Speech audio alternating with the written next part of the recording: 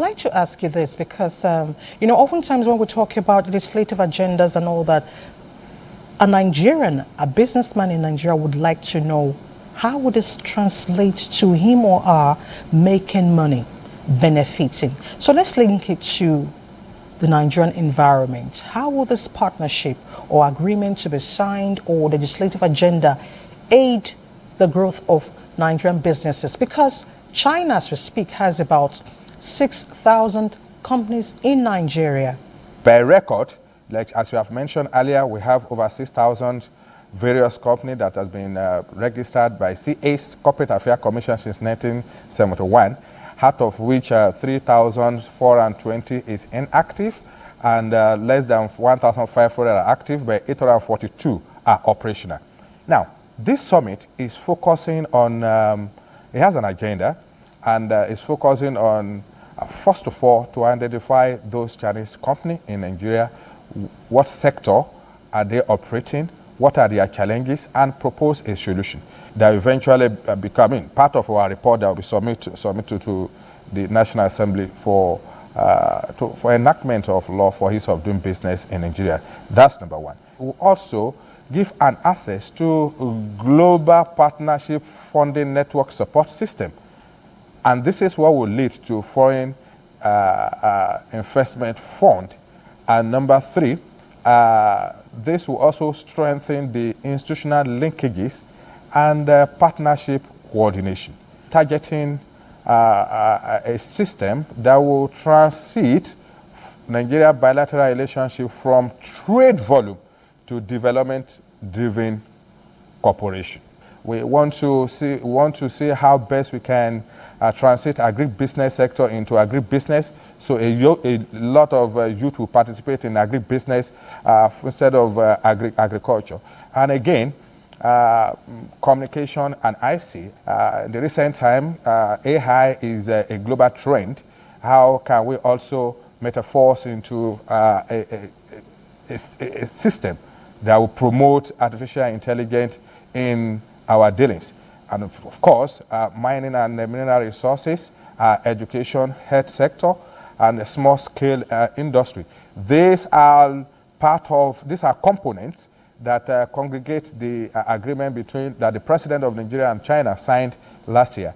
But this summit will just give a lead way into what I've just mentioned earlier, in order for legislative to come up with a bill for ease of doing business.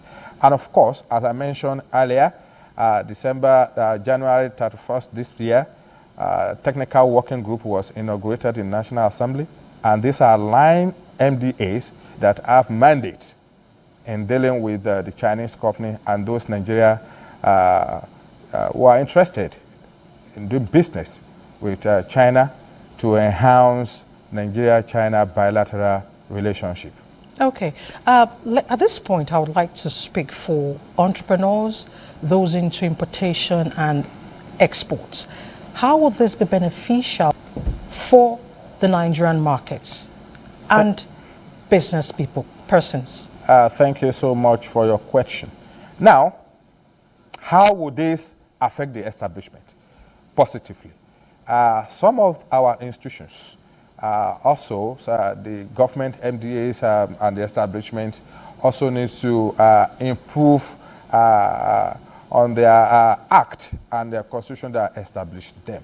For example, if you look at the volume, the trade volume this year, last year, between China and Nigeria, is almost 23.9 billion trade volume.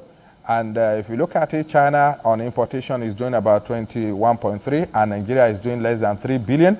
And why would it happen? The summit will give us an opportunity to look into what can we also do to ensure that the export from Nigeria to China is being improved appropriately. For example, most of our agri products from Nigeria to China, there's high tariff rate. So we look into it appropriately and see how Nigeria business community will also benefit. This will now give us an enabling environment to come up with robust reports that will be driven by logic, science, and data in order to become a document that will be, a bill that will be presented on the floor of the House that will eventually become law. And the role that the Director General Presidential Office of Business is doing, what is their responsibility in this whole arrangement is you cannot underrate it.